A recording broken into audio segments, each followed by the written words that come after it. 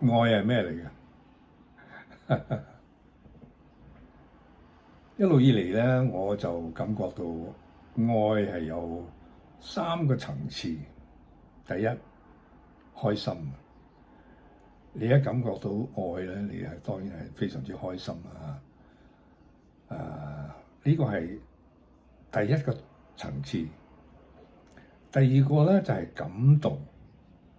點感動法啊？又即係有人對你好好喎，成日都好關心你嘅，咁你咪覺得好感激啊！咁呢個係感動啊。呢個係第二個層次。我仲有第三個層次，唔知你有冇 feel 到嘅，就係傷感。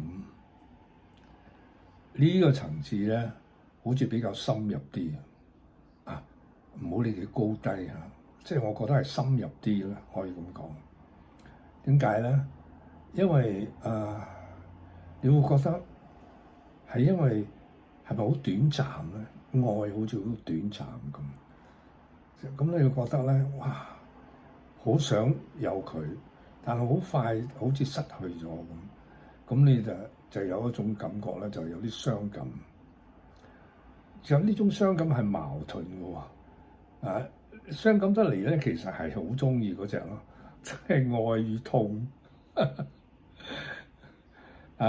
王菲嗰隻歌都有唱愛與痛的邊緣啦，即係呢個係最深層次嘅。